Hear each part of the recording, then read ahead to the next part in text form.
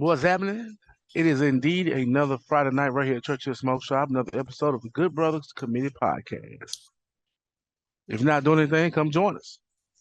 But a good thing to do. As always, I got my right hand man, my partner in crime, Mr. Pete Powell to the third power, Mr. Preston Powell the third. As always, it's always good to be back to the Good Brothers on a Friday at Churchill. You know, before we get started, Chad, I thought we should start off by paying homage to a good friend of all ours, Sean Harris. You know, one of the true ambassadors of cigars and spirits. He owned Good Spirits Bartending. Good friend of ours. He passed this week suddenly. You know, everybody's torn up about it, or just if you have a friend, people you love, people you care about, let them know that, because you never know what tomorrow brings. You know, I definitely want to give a shout out to Sean Harris. Salute. Rest easy, my friend. You know, never had a bad word for anybody. You know, when I got custody of my sons when they were 3, Sean always bought them gifts for Christmas. I used to always tell him, like, hey, man, they good. He still bought them a gift for Christmas. And, that was Sean Quay, though. That was him. Always great friend of the shop, always bringing beer, and just a good dude, man. Salute to you, man. Rest easy, brother. Salute, Sean Quay. We miss you. Fly high already. You know, with that being said, Chad, finally this week we got the 4 teams for the NCAA playoff. Wow, the playoff committee has made their decision, and Alabama got in over Florida State. The one-loss SEC champ got in over the undefeated ACC champ, who also had an injured quarterback. Florida State certainly has an argument that they should have been number 4. This is probably the roughest year for the committee ever. Thank goodness we have a 12-team playoff next year. But who do you guys think wins the college football playoff now that the official bracket has been released? What you thought about the selection? Because everybody up in Hebrew because Florida State was left out. Give me your thoughts on why you think Florida State was left out. Or should they been in, should they not been in? Or did they get it right? They got it very wrong because Florida State deserves to be in there. But here's the thing, too, at the same time.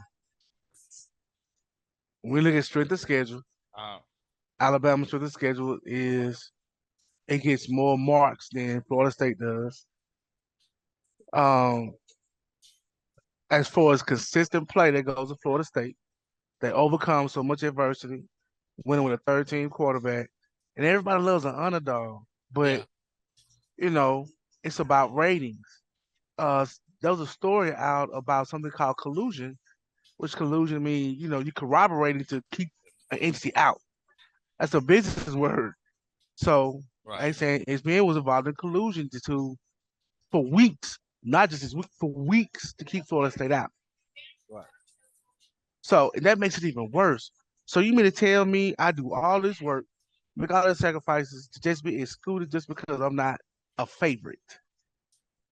Well, before I get my take, I forgot to mention the cigar of the week is the Catch 22 by Rocky Patel Maduro. Real good smoke. Great stick. If you're not familiar with the smoke, just check this video out here.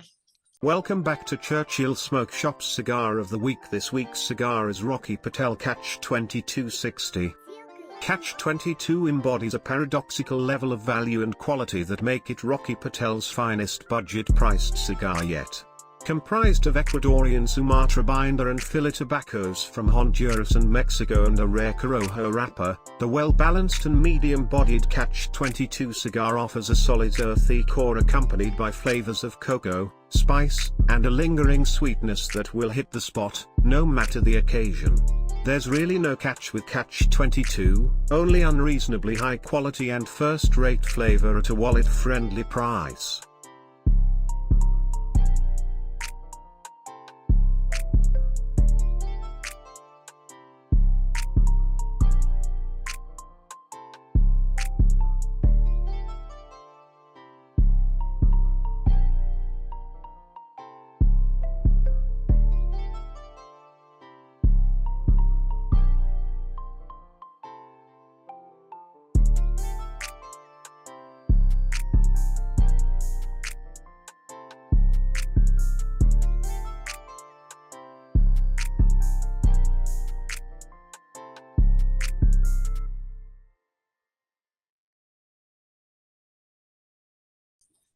But when I'm smoking today, I'm smoking one of Churchill's house cigars called the Pandemic. I was down and out sick for like 3 days. So I Whoa. thought I was gonna smoke the Pandemic today. Just getting Okay. back right this week, the end of this week. Okay. Yeah, Now, man. Try to get me down too. yeah. So, for me, I thought they got it right. I think I know. Florida State deserved to be in if they had their starting quarterback. Because if you look at the criteria that the committee had out when the committee first was formed, I think it's number 3 or 4. It says that, hey, your team will be judged on players not participating or coaches not participating. So That with I did that, not know. yeah, it's in the criteria. It's been there since day one. So with that being said, I would say yes, Florida State would have got in if they had their starting quarterback. But you have because you watched the last 2 weeks with the second string, third string, they're not the 4th best team in the country. They're not. Well, it is no way. We sat up here and watched the Louisville game, and they were showing while they were watching the Louisville game. They showed highlights to the committee watching the game. You can see on their faces they're like, that was god awful. That was horrible. Yeah. That's why I don't think they got in. I think they didn't get in because of the quarterback not being there. But if the quarterback was there, everything you said, I agree with 100%. 100%. Well, what you saying that makes a lot of difference. Cause I didn't know the criteria, and shame on me for not knowing the criteria. But but it's I'm always rooting for the underdog. So but with that, well, I can see that. Yeah, I holistically accept that. Well, then a lot of people say, well, hey, Ohio State, they didn't have their starting quarterback, but here's the difference. The difference was Ohio State with the Cordell Jones in that championship game, they won 59-7, I think. So the difference, what, like 65%? Yeah. They showed, and the guy talked about this. He said they showed that the losing of their quarterback was no big differential on their team. But if you watch Florida State the last 2 weeks when the quarterback went out, the last 2-3 weeks compared to he was there, oh man, it's night and day. The defense still A1, but that offense was, oh my goodness, it was hard to watch that. It was hard to watch. So I knew I was sitting here with Johnny. I said, hey man, I said if they beat Louisville, they still if I said the question now becomes, do they take Texas? What they do with Texas? Because you're not gonna leave the SEC champ out. You knew that. You're not gonna leave the SEC. But what the committee did was, hey, Texas beat Alabama. They got to go in front of Alabama, and you had to, Here's another thing people forget. There's 5 Power 5 conferences. Right. It's only 4 spots. Y'all said 5. So it was eventually gonna happen like that. I can see that. Have a year where one of the Power 5 is gonna be left out. I can see that. So now I'm gonna tell you what I would do if I'm Florida State. If I'm Florida State, here's what I know. I play Georgia. If I beat Georgia, I can claim a split title. I beat the number 1 team in the country for the majority of the year. I went 14-0.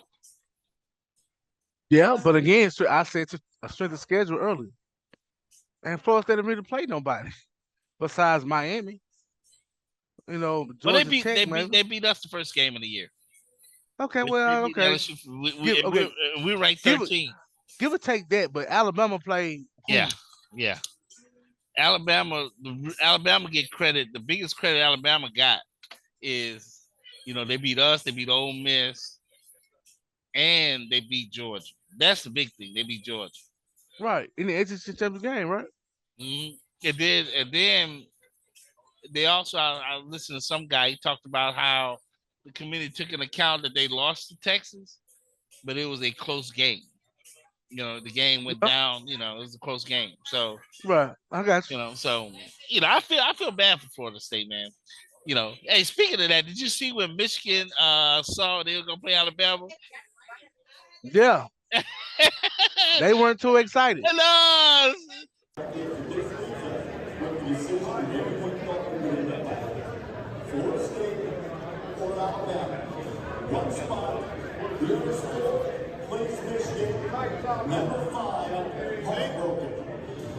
Who's number 4?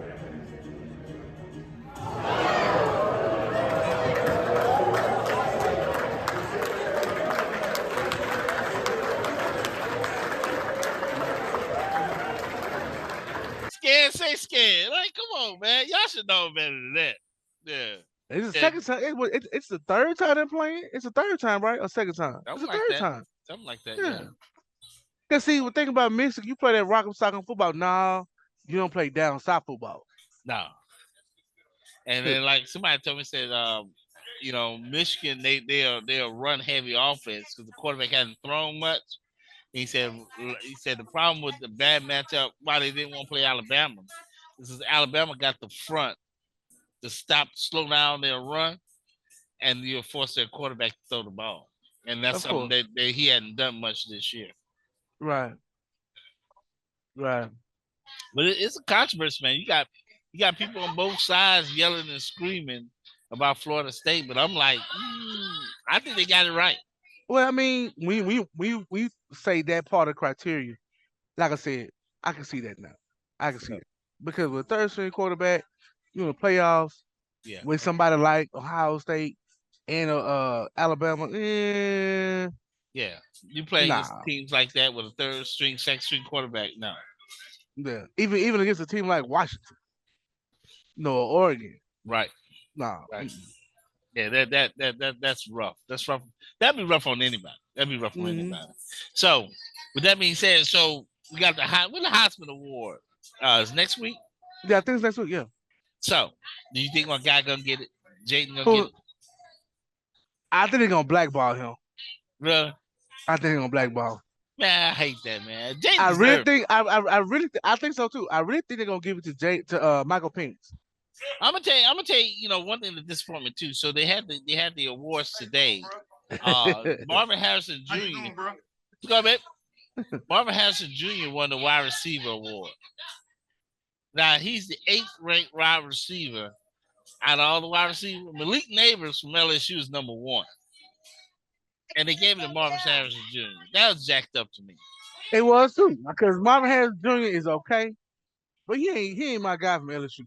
He's not even a guy. Matter of fact, he's not even a guy from Stanford. Oh yeah. I forgot about the guy from Colorado. He's not a guy from Stanford. Yeah. He's not even had the guy from I think the guy from Kentucky. Mm-hmm. Right. But he won it tonight. He won the best wide receiver award tonight. The Blitnikoff Award. Yeah.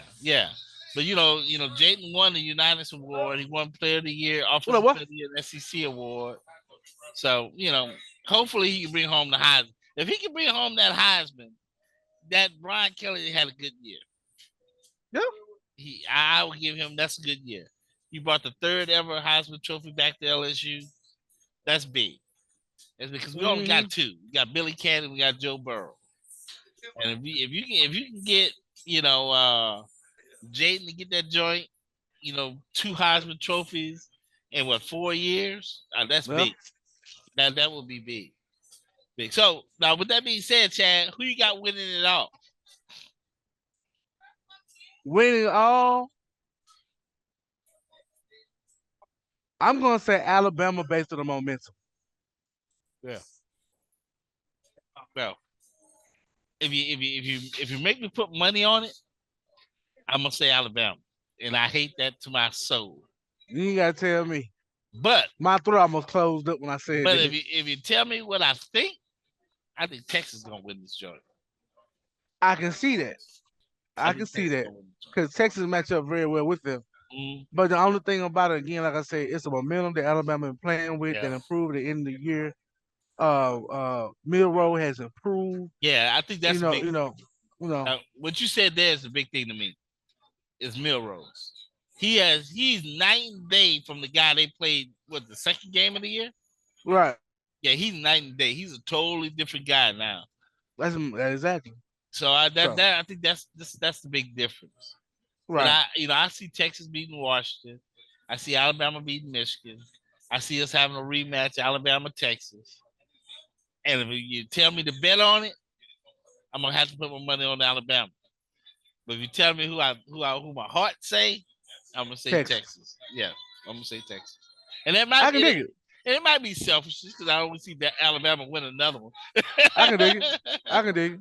Don't see Alabama win another one, but hey,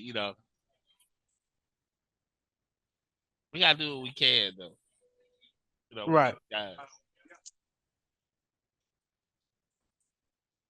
But with that being said, Chad, you got anything else for tonight? Nah, man, everybody be safe. The weather's supposed to come in sometime in the morning. It's supposed to rain all day tomorrow, man. Be safe. Yeah. And enjoy some football that's supposed to be played tomorrow. And, man, Right. And yeah, enjoy each other. Enjoy life, man. Enjoy life and enjoy your friends. If you're not doing anything, I know Sharita got the pajama party tomorrow night, Christmas pajama party at Churchill from, I think it was from 9 until. Yeah. It's sort of like the thing you want to do the shut in. Oh, the lock in. The lock in. Yeah, it's sort of like that. So gonna have plenty. Wait till more Christmas break. Have plenty of food, things like that. Remember, like, subscribe. Tell us what you think about the committee. Did they get it right with the top 4 teams? Right. What do you thought about Florida State getting left out? Remember, hit the bell, get in the comment section, let us know what you think. With that being said, don't forget the cigar of the week was the Catch 22 by Rocky Patel. Got plenty of them here at Churchill. Try it out. Refer back to the video. And with that being said, hey, we out, y'all. We out, baby. Peace. Take care. All right.